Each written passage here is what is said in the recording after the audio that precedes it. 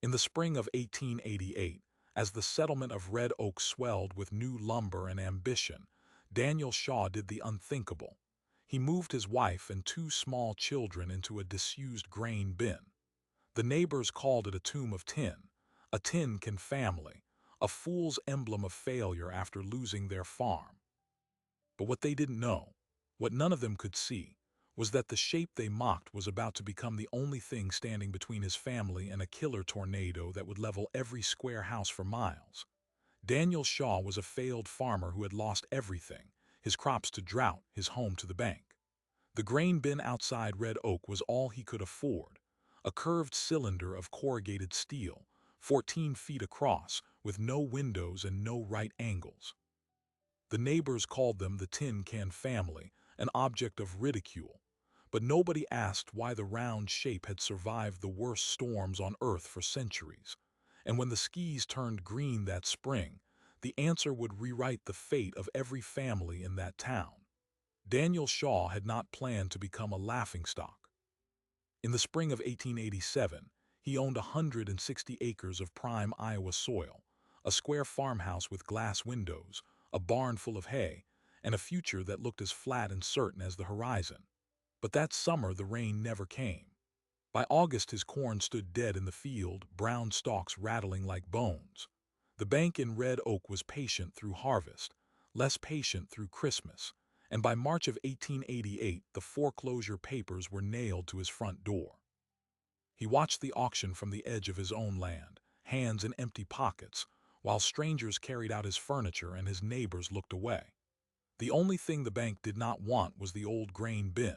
It sat at the back of the property, a rust-streaked cylinder of corrugated steel, 14 feet across and 18 feet tall, empty since the previous owners had abandoned it years earlier. It had no floor but packed dirt, no windows but a single vent hole near the roof peak, and no chimney. But it had a door, and for a man with no money and three mouths to feed, a door and four curved walls were more than nothing. His wife Margaret did not cry when he told her. She stood very still in her sister's kitchen, a toddler on her hip and their 8-year-old son Caleb clinging to her skirt, and she asked only one question. "Is it safe?" Daniel could not answer that. He did not know. They moved in on a gray morning in early April. Daniel had spent 2 weeks preparing the bin as best he could. He cut a second vent for cross-flow, built a raised wooden platform to keep their bedding off the dirt, hung a canvas partition to separate the children's sleeping corner, and installed a small cast-iron stove with a pipe jury-rigged through the wall. The space inside was compact, curved, alien. Every sound echoed wrong. Light came only through the open door and the tiny vents overhead. Margaret hung a curtain over the doorway and said nothing at all. The first time Caleb walked inside, he spun slowly in a circle and whispered, "It's round, Pa." Daniel nodded. That was the point. By the end of the first week, the word had spread through Red Oak. The Shaw family had moved into a grain bin, a tin can. The joke started at the feed store and rolled outward like a grass fire. Men called them the Tin Can Family, the roundhouse fools, the cylinder Shaws. Women clucked their tongues and said it was no place for children. The land agent who had handled the foreclosure, a man named Harlan Finch, visited the property on the pretense of checking for damages. He stood beside his buggy, stared at the strange round dwelling, and laughed until his sides hurt. "You're living in your own tomb, Shaw," he called out. "First hard wind'll peel the roof off like a tin can of peaches." Margaret heard him. Caleb heard him. The laughter carried across the bare lot like a taunt. Daniel did not answer. He was busy studying the shape. What Harlan Finch and the others failed to understand was that the roundness was not a defect. It was a feature. Daniel had grown up in a river town where the old steamboat men told stories about hurricanes in the Gulf, about how the wind hit square buildings and grabbed them like a sail, while the round lighthouses stood unbroken. Later, as a young carpenter, he had watched a straight-line windstorm tear the roof off a barn while a silo 20 feet away survived untouched. That memory had never left him. Wind wants something to push against, he reasoned. Give it a flat wall and it will lean until the wall snaps. Give it a curve, and the wind splits, slides, and gets tired. He had no books to prove this. No engineer's stamp. only the evidence of his own eyes and the shape of every tree trunk that had ever survived a gale. He began tweaking the bin like a scientist working without a laboratory. He sealed the door frame so tightly that even a hard breeze could not find purchase. He angled a small awning over the entry to deflect updrafts. He stacked spare lumber along the base in a gentle curve, not to block the wind, but to steer it. Caleb helped him collect smooth river stones to weight the roof edges. At night, after the children slept, Margaret sat on the platform beside him and watched him sketch rounded shapes in the dirt with a stick. "They think you've lost your mind," she said softly. "Maybe," he said, "but the round ones don't break." Then the spring weather turned strange. The last week of May brought a heat that felt too heavy, too still. Old-timers sniffed the air and frowned. The sky had a greenish tint in the afternoon, something sickly and bruised. Tornado weather, they said, but early for it. The twisters usually came in June. This was May 28th. Daniel felt the pressure drop before anyone else. His ears popped. The chickens in town stopped scratching and huddled. And then the wind died entirely and the world went silent. Daniel stood in the doorway of the grain bin that evening, watching the western horizon. The clouds were wrong, low, churning, green as old meat. He called Margaret outside. She looked once and pulled Caleb to her chest. "Get inside," she said. They did. Daniel dragged the heavy door shut and barricaded it with the tool chest. There was no cellar, no ditch, no church steeple to run to, only the curve. The tornado touched down 6 miles west of Red Oak at 7:14 in the evening. It was an F4, later estimated, a black wedge a quarter-mile wide at its base, eating everything in its path: fence posts, wagons, livestock, square houses that splintered like matchwood. The roar was not of wind, but of 1,000 things breaking at once. The Shaw family huddled in the center of the bin, arms around each other, as the world outside became a scream. The children sobbed. Margaret prayed. Daniel listened to the steel around him and counted seconds, waiting for the curve to fail, for the roof to peel away, for death to find them in the dark. But something else happened. The round walls began to hum. Not shake, not buckle, hum. The wind slid around them like water around a stone in a stream. The pressure inside shifted and steadied. The door rattled but held. And above the roar, Daniel thought he could detect a new sound. The tornado, the greatest storm he had ever known, was sliding past them, deflected, exhausted, unable to find a grip. The bin had become invisible to the wind. And then, as suddenly as it had arrived, the noise stopped. The silence that followed was deeper than any storm. Daniel opened the door with a push so slow it felt like he was fighting the weight of the entire world. The tool chest scraped across packed dirt. Gray light filtered through the gap, pale and strange, as though the sun itself had been drained of color. At first he saw only dust, hanging thick in the air, and a smell like wet metal and crushed grass. Then his eyes adjusted, and the truth of what had happened unfolded before him. The town of Red Oak was gone. Not damaged, not battered, gone. The square houses that had stood along Main Street when the sun rose that morning were now scattered across the prairie in pieces the size of barn doors. Entire walls lay flattened in the mud. Roof beams jutted from the ground like broken ribs. The church spire, which had pointed toward heaven for 30 years, was wrapped around a splintered elm half a mile east, its bell crushed flat as a tin plate. Nothing stood above 6 feet, nothing but the grain bin. Daniel stepped outside onto ground that was littered with debris: a child's rag doll, the pages of a family Bible, a wagon wheel with no wagon. Margaret came out behind him, her hand over her mouth. Caleb clung to her skirt, his small face blank with a fear too big for words. The baby, little Alice, whimpered against her mother's chest. For a long moment none of them spoke. The wind that followed the tornado was gentle now, almost apologetic, stirring loose straw in the hollow where a neighbor's kitchen used to be. Then Margaret began to cry, not with relief, but with the desperate, shaking sobs of someone who has seen the grave and been pushed back into the light. Daniel walked the perimeter of the bin, touching the steel with both hands. The corrugated walls were dirty, pocked with dents where flying debris had struck, but they were intact. The roof still held. The door still swung.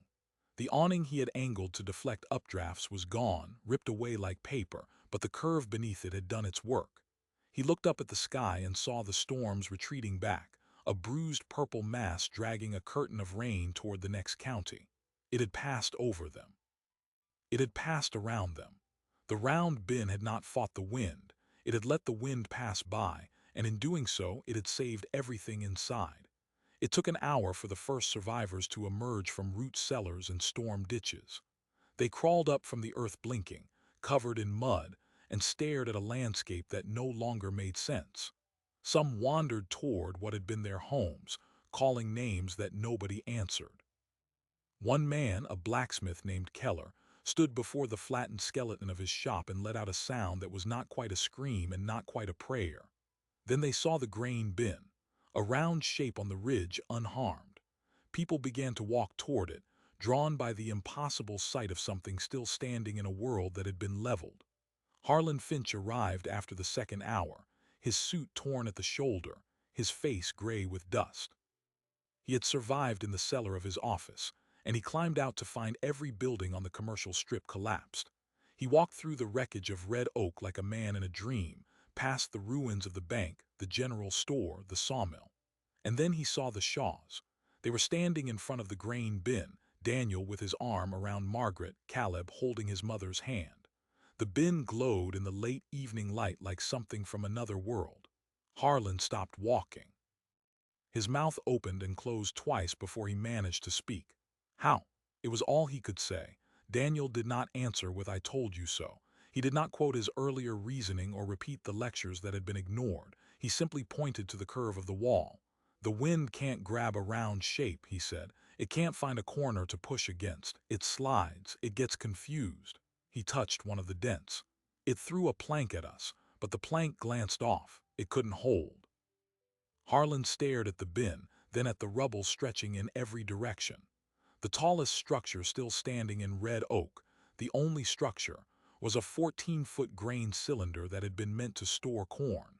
The land agent who had laughed and called it a tomb now looked at it with the expression of a man seeing a miracle. He did not apologize. He could not find the words. He simply turned away and walked toward the church spire, or what was left of it, and began helping dig survivors from the debris. But the revelation was only beginning. By morning, word of the tornado had spread to surrounding towns. Men from Stanton and Elliott arrived on horseback with shovels and bandages. They found the usual things: bodies, broken homes, grief. But they also found the grain bin, and they heard the story. A family had lived through an F4 tornado inside a round tin silo. No cellar, no storm cave, just a curve. Reporters from the Omaha Bee and the Chicago Tribune arrived within days, sketched the bin, interviewed the Shaws. Headlines appeared: "Round home defies tornado while square houses fall." "The tin can that saved a family." "Is the rectangle obsolete?" Daniel answered the same questions 100 times. "How did you know? Why did you think of it? Did you steal the idea from the Indians, from the Iowa mound builders, from the lighthouse engineers on the Great Lakes?" He tried to explain that it was not a secret. Wind was a fluid, he said. It behaved like water. It sought resistance and punished it. A flat wall was a sail. A curve was a stone in the river. You did not defeat the storm. You allowed the storm to exhaust itself around you. He had seen it in the way snowdrifts formed behind round boulders, in the way tornadoes left silos standing while ripping barns apart. He had simply had nothing left to lose, so he had bet his family's life on the one shape that never fought back. Margaret, sitting on a salvaged bench outside the bin, told the reporters a different truth. "He was the only man in town who thought about wind before it killed him," she said. "Everyone else thought about walls and roofs and brave timber. He thought about the wind itself. That was the difference." Caleb, 8 years old, became a minor celebrity. He showed the visitors the smooth stones they had stacked along the base, explaining in a child's voice how they steered the air away. He demonstrated how the round room echoed differently when you stood in the center. He told them that his pa said square houses were built for people, but round houses were built for weather. A photographer from Des Moines took his picture standing beside the dented door, and that photograph would hang in parlors across the state for years to come. But the most important visitor came 3 days after the tornado, when the dead were buried and the survivors were picking through the wreckage for anything that could be reused. An engineer named James Worthing from the Iowa State Agricultural College arrived with a notebook and a measuring tape. He was not there to gawk. He was there to understand. He spent 6 hours studying the bin, measuring the curvature, the thickness of the corrugated steel, the angle of the awning foundation, the distance from the ground to the peaks of the corrugation. He asked Daniel about the spacing of the support ribs inside, about the way the door was recessed, about the airflow during the storm. He filled 30 pages with notes. When he was done, he put his pencil away and gave a judgment that would reshape the conversation about tornado safety on the plains. This was not luck, he said. This was aerodynamics, whether Mr. Shaw knew the word or not. The round shape reduced the wind pressure by more than half. The lack of corners prevented vortex shedding. The corrugation trapped a boundary layer of still air against the steel. It's the same principle that keeps suspension bridge cables from snapping in a gale. A man with a degree from the best school could not have designed a better tornado shelter with the materials available. Then he added, every house on the prairie should be round. That statement ignited a controversy that spread far beyond Red Oak. Builders and architects wrote angry letters to the newspapers, calling Worthing a crank and the grain bin a freak accident. The Federal Emergency Committee on Storm Shelters, a newly formed body after a series of deadly tornadoes across the Midwest, declined to endorse round structures, citing lack of formal testing. Political cartoons appeared mocking the Roundheads and their fancy ideas. But the families who had lost everything in the storm did not laugh. They saw the bin, they saw the Shaws, and they began to ask questions. 1 week after the tornado, a farmer from 3 miles south named Silas Porter arrived with a team of horses and a wagon full of salvaged lumber. His house had been reduced to kindling. His family had survived in the cellar, but his wife had been struck by a falling beam and would not walk again for months. He stood before the grain bin and studied it in silence. Then he spoke to Daniel with a directness that cut through all theories. I got another silo on my land, he said. Same size. You reckon it'd hold? Daniel didn't hesitate. He helped Silas reinforce the second silo over the next week, adding the same angled bottom curve, the same recess door, the same vent system. And when another farmer named Thaddeus Crane did the same, and another, the movement had started. The round revival, the papers called it later, an idea born from a man who had nothing left to lose and a family no one believed in. But the true test of the design was not the tornado, it was the winter that followed. Because a grain bin, for all its aerodynamic grace, was still a metal container with no insulation, and the Iowa winter of 1888 to 89 was predicted to be one of the coldest in a decade. If the Shaws froze inside that cylinder, the triumph of the tornado would mean nothing. Daniel knew this. He had been thinking about it since the day they moved in. And what he planned next would either cement his idea as genius or prove that the tin can was, after all, a death trap wearing a different mask. Harlan Finch, the land agent who had laughed, began visiting more often after the tornado. At first it was to help with the bureaucracy of relief supplies and land valuations, but soon he came without excuses. He watched Daniel reinforce the bin for winter, studied the way the small stove heated the circular space, and one evening, as the first frost whitened the ground, he asked a question that surprised them both. You ever think about building a second bin? Daniel was shoveling dirt against the base. He looked up. Why would I need a second? Harlan didn't answer directly. He looked at the bin, then at the empty prairie, then at the sky. And something in his expression suggested that the man who had once mocked the round shape was now fearing the square one he still called home. The second grain bin went up beside the first in the closing days of October 1888. Harlan Finch, the man who had stood on this very ground and laughed until his voice cracked, now worked beside Daniel Shaw in silence, bolting corrugated steel into a curve. The new bin was identical in size, 14 feet across, with the same recessed door, the same angled skirting along the base, the same careful venting near the roof peak. But there was one difference. This one was not built for a desperate farmer with nothing left to lose. It was built for a land agent who had spent his entire life inside straight walls, and who was now so afraid of the square shape he still called home that he was willing to live in a tin can himself. The irony was not lost on either of them. The first true test of what Daniel called the round principle arrived not with another tornado but with something far more insidious: the winter of 1888 to 1889. The old-timers had predicted it would be severe, and they were right. On January 12th, a cold front descended from the Dakotas with a fury that turned water to ice before it hit the ground. Temperatures plunged to 30 below zero, and a wind sharp as glass scoured the prairie for 3 continuous days.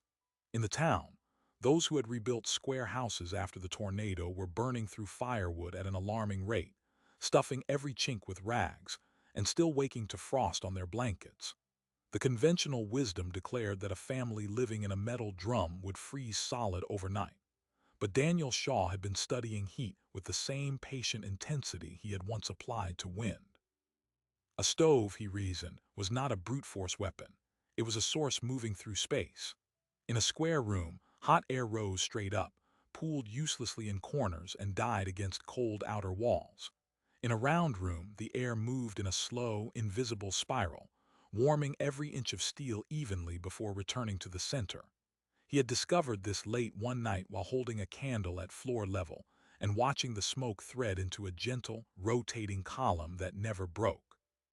He had backed that observation with practical adjustments: a metal heat shield positioned behind the stove to reflect warmth inward, a false ceiling of canvas that held the rising heat just above head height, and straw bales stacked against the exterior to interrupt the wind's direct bite. None of it was expensive. None of it was obvious. When the blizzard howled, the Shaws fed their tiny potbelly stove with 3 split logs at dusk, and by midnight the air inside was so even and warm that Margaret threw off her wool blanket. Daniel checked the wood pile in the corner, a stack that in a square house would have been half gone by now. It had barely shrunk. Beside him, Caleb and little Alice slept deeply, their breathing soft and untroubled, while the curve of the wall hummed with the distant violence of the storm. Just after dawn, a heavy knock came at the door. Daniel opened it to find Harlan Finch standing in snow up to his knees, his face raw from the wind but his eyes wide with something other than fear. "How much wood have you burned?" Harlan asked, skipping any greeting. Daniel pointed to the pile. "Less than half what we used last winter in the farmhouse, and the farmhouse had 2 stoves." Harlan stepped inside, stood in the center of the round floor, and felt the heat settle around him like a coat. He said nothing for a long while. Then he walked back outside, through the gap in the curved drift that had formed naturally around the bin, and returned to his own identical shelter. That afternoon, he told his wife, Clara, that they would never live in a square house again. The second winter's proof rippled outward. Silas Porter, who had built his round house after the tornado, and whose wife was still recovering from her injuries, reported that the even warmth soothed her pain in ways the drafty square farmhouse never had.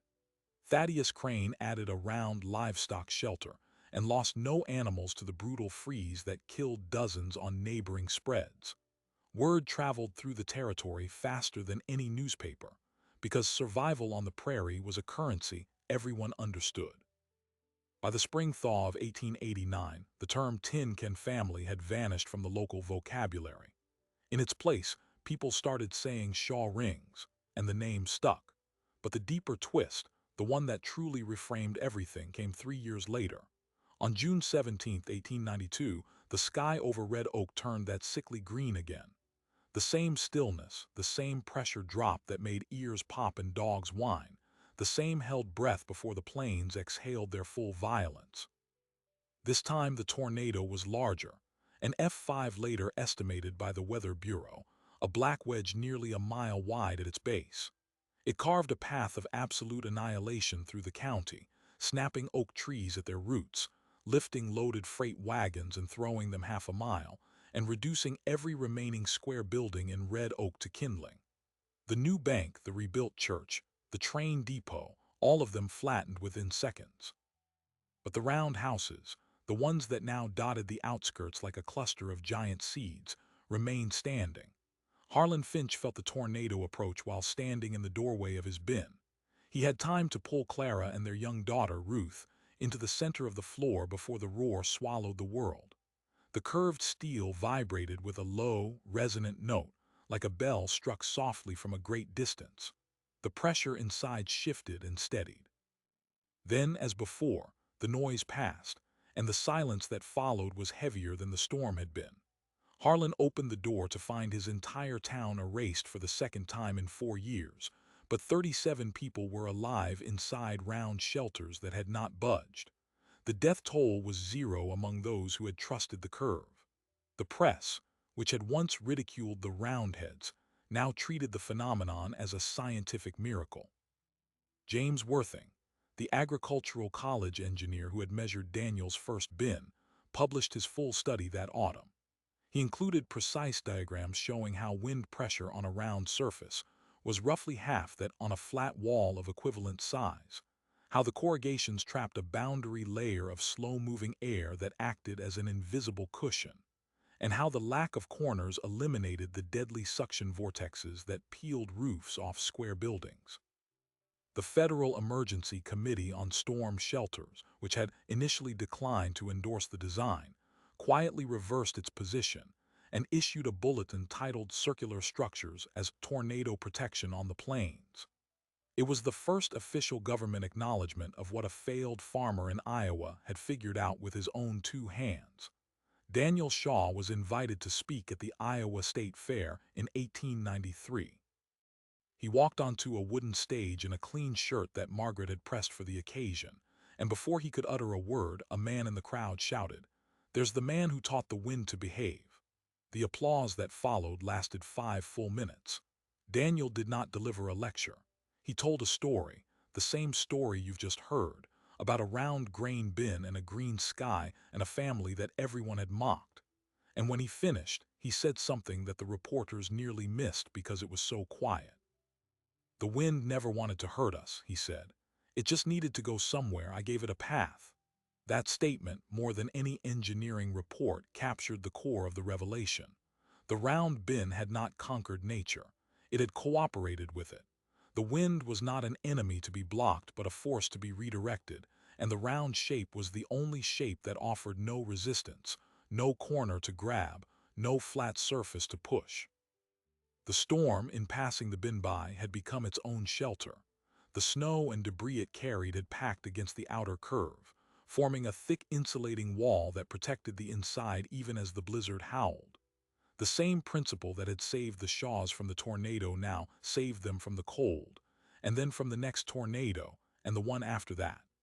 The personal transformation of Harlan Finch became, in its own way, the story's most improbable element. The land agent who had once stood on this same property and called the bin a tomb, the man who had laughed loudest and longest, became Daniel Shaw's closest neighbor and most ardent advocate. When a third roundhouse was built for a widowed mother with 4 children, Harlan donated the lumber.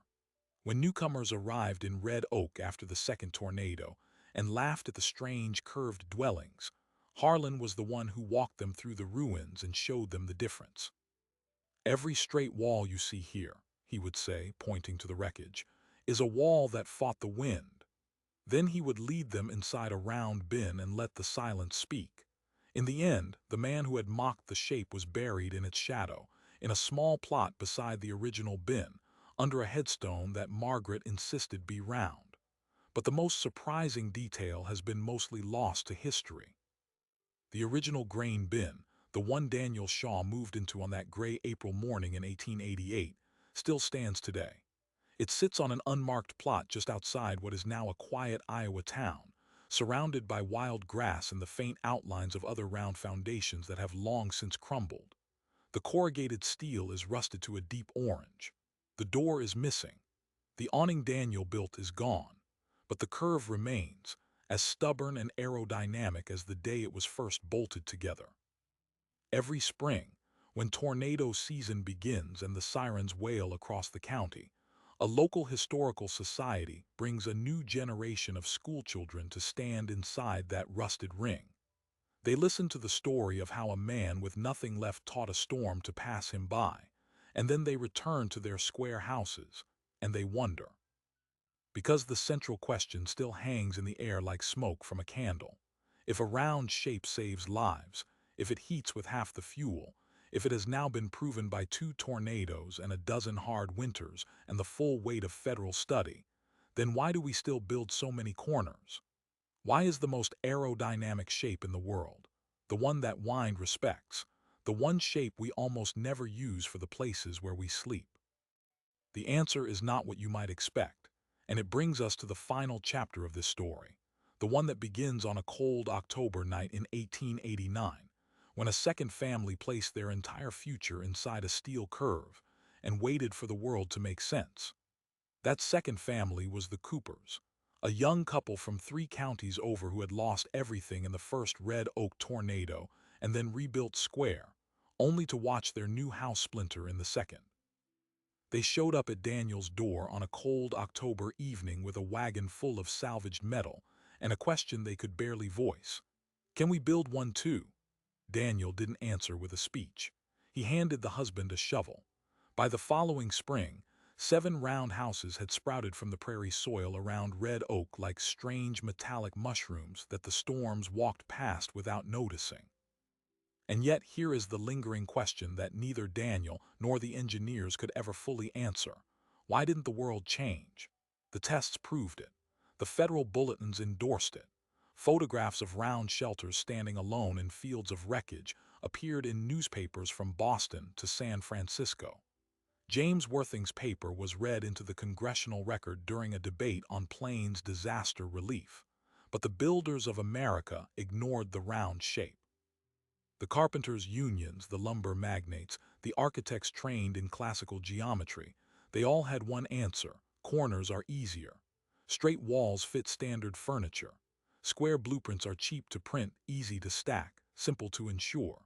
The roundhouse asks you to think differently about the walls you trust. And that, as Daniel Shaw learned, is the hardest ask of all. Most people would rather risk the storm than question the shape of the box they call home. But the truth he uncovered has never stopped whispering. Every tornado season, when the news shows drone footage of a neighborhood reduced to splinters, pause the frame and look at the one structure still standing. It is almost always round: a grain silo, a water tower, a lighthouse. The evidence hides in plain sight, decade after decade, waiting for someone to notice. Daniel Shaw noticed because he had no other choice. He was not a trained engineer or a wealthy inventor. He was a failed farmer who had been pushed to the absolute edge of survival, and from that edge he saw what comfort had hidden from everyone else. The wind is not stronger than a curve. Today, in an era of climate extremes, when storms are growing meaner and more frequent, the roundhouse is quietly making a comeback. Architects in Tornado Alley are experimenting with circular storm rooms. Dome homes are rising in hurricane zones. The ancient shape that protected yurts on the Mongolian steppe and igloos in the Arctic is being rediscovered by modern science. And if you trace the genealogy of these designs backward, you will eventually find a rusted grain bin in an Iowa field and the ghost of a man who taught the sky to let him live. You have just witnessed the story of the Tin Can family, the round fools who outsmarted the wind. If this tale of courage, ridicule, and an idea that refused to die stirred something in you, subscribe now. There are more stories buried in the soil of the plains, stories of those who dared to defy the weather itself, and we will uncover them, one curve at a time,